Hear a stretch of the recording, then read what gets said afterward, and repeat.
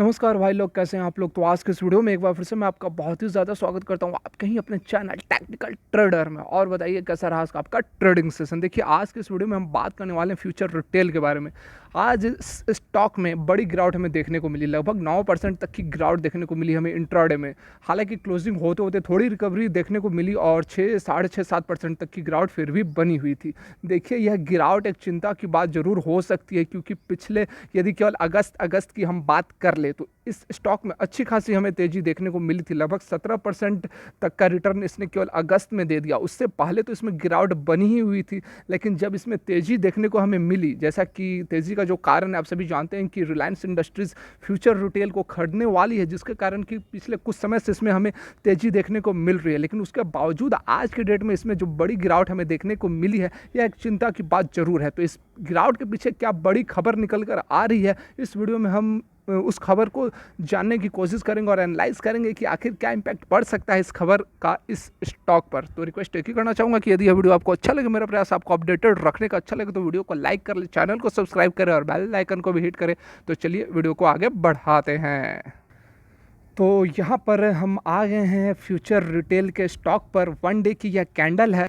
यहाँ पर आप देख सकते हैं कि जो गिरावट आज के डेट में हमें देखने को मिल रही है, हालांकि गिरावट जो है काफ़ी ज़्यादा गिरावट थी। 112 111 तक का इसने इंट्राडे लो बना दिया था, लेकिन उसके बाद थोड़ी यह रिकवरी आप देख सकते हैं। यह जो टेल आपको दिख रही है, यह टेल मतलब कि थोड़ी रिकवरी हुई है। यहाँ तक लो बनाया था, लेकिन उसके बाद थोड़ी रिकवरी यहाँ पर देखने को मिली और 115.80 पर क्लोजिंग हुई है। फिर भी यह बड़ी गिरावट है, क्योंकि देखिए जो खबरें निकल कर आ रही है, जो खबरें चल रही हैं कि रिलायंस इंडस्ट्रीज इस बिजनेस को खरीदने वाली है, उसके बाद इसमें तेजी रहनी चाहिए थी, लेकिन आज फिर से यहाँ पर गिरावट देखने को मिल रही है। यदि देखिए 2-3 दिन पहले की यह कैंडल आप देखें तो इसमें देखिए शानदार तेजी देखने को मिली थी, और कारण एक ही है, वह खबरें जो कि रिलायंस इंडस्ट्रीज के साथ निकल कर आ रही है। देखिए आज जो गिरावट हुई, इसका सबसे बड़ा जो कारण है मैं आपको समझाने की कोशिश करता हूँ।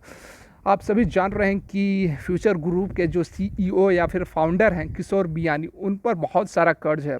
लगभग 13,000 करोड़ का कर्ज है और पर्सनल कर्ज उन पर 2,000 करोड़ का है।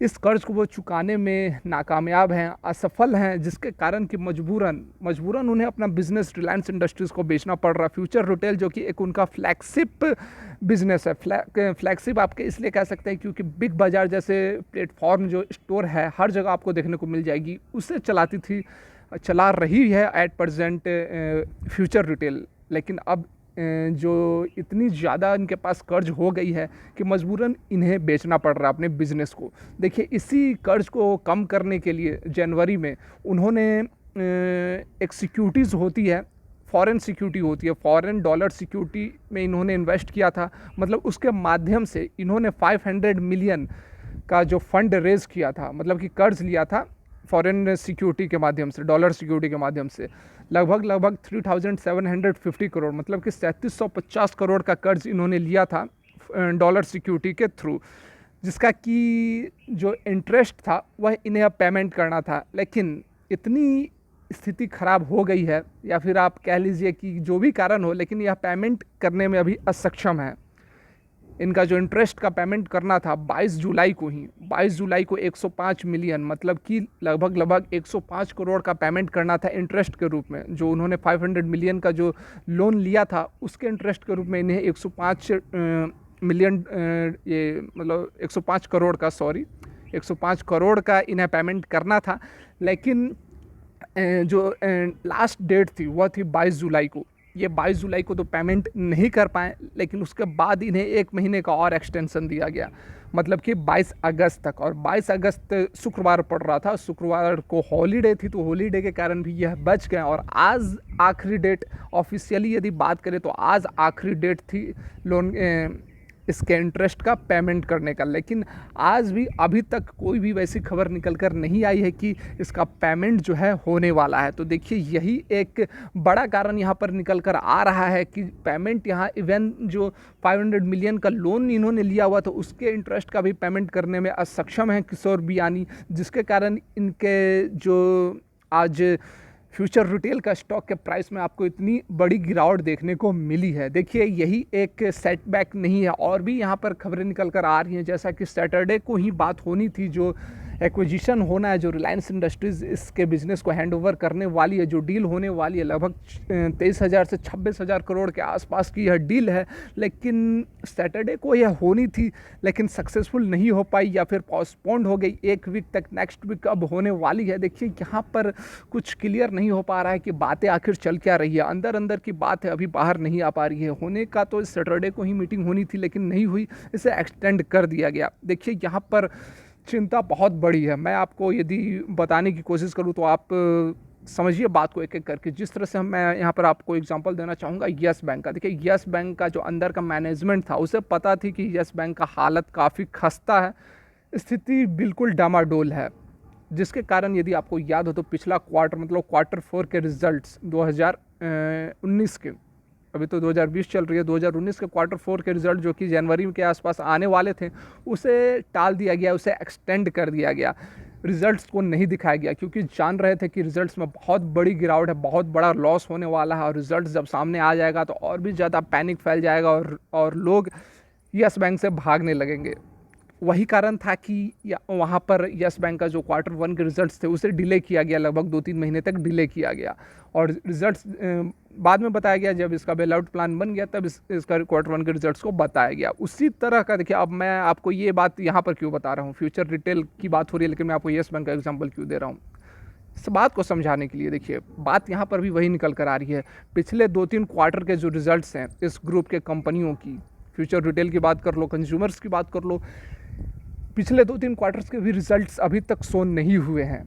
एक्सटेंशन मांगा गया है सेबी से, एक्सटेंड करने के लिए रिजल्ट्स के डेट के अनाउंसमेंट के लिए एक्सटेंशन मांगा गया है और उसे अप्रूव कर दिया गया है। देखिए यहाँ पर समझने वाली बात है कि आखिर रिजल्ट्स क्यों नहीं शो कर रहे हैं। रिजल्ट्स तो जो भी हो शो कर देना चाहिए, लेकिन रिजल्ट्स शो नहीं कर रही है कंपनी। कारण एक ही है कि रिजल्ट्स बहुत ख़राब आने वाले हैं, बहुत बुरे, बहुत ज़्यादा लॉस बढ़ चुका है फ्यूचर ग्रुप का, जिसके कारण कि वह नहीं चाह रही है कि इसके रिजल्ट्स को पब्लिक को दिखाया जाए। और भी ज़्यादा पैनिक फैल जाएगी, और भी शेयर इसके गिर जाएंगे, और भी कर्ज के तले फ्यूचर ग्रुप दब जाएगी, जिसके कारण कि यहाँ तक कि रिजल्ट्स को भी छुपाकर रखा गया है। कोशिश यही की जा रही है कि एक बार जब रिलायंस इंडस्ट्रीज टेक ओवर कर लेगी इसके बिज़नेस को, उसके बाद एक पॉजिटिव इम्पैक्ट पड़ जाएगा। बड़ी आप सभी जान रहे रिलायंस इंडस्ट्रीज़ के बारे में, तो किसी को बताने की ज़रूरत नहीं है। आलोक इंडस्ट्रीज़ का एग्जांपल आपके सामने है।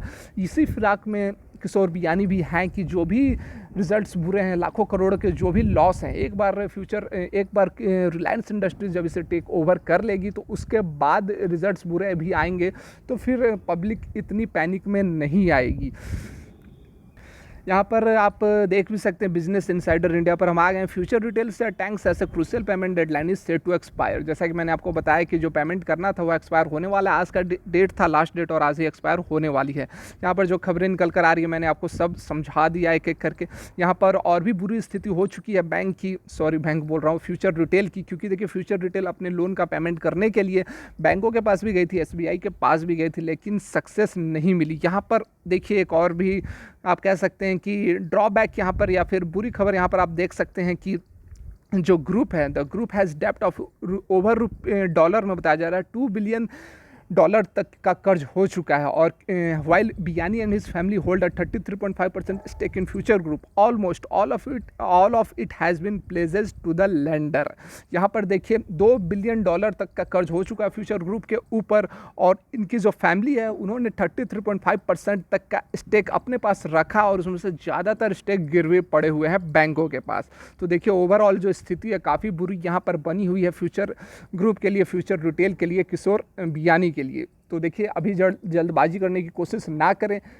हाँ, आने वाले समय में इसमें आपको तेज़ी देखने को मिल सकती है, क्योंकि इसके साथ नाम जोड़ने वाला है रिलायंस इंडस्ट्रीज़ का, मुकेश अंबानी का। लेकिन उससे पहले देखिए ये स्टॉक करेक्ट कहाँ तक होती है। देखिए जहाँ तक करेक्शन होती है, देखिए आज भी करेक्शन हुई, तो इसमें आप अगर चाहते हैं तो थोड़ा माल उठाएं, बहुत थोड़ा माल उठाएं, और जैसे जैसे यहाँ पर आपको गिरावट देखने को मिलती है आप थोड़ा थोड़ा करके माल उठा सकते हैं। क्योंकि देखिए समय लग रहा है, देर लग रही है, लेकिन प्रोबेबिलिटी यही जताई जा रही है कि जो इसका बिज़नेस को जो खरीदने की बात चल रही है वह सक्सेसफुल हो जाएगी नियर टर्म में। तो यह थी आज की वीडियो। यदि यह वीडियो आपको अच्छी लगी तो वीडियो को लाइक करें, चैनल को सब्सक्राइब करें, बेल आइकन को भी हिट कर वीडियो देखने के लिए बहुत बहुत धन्यवाद।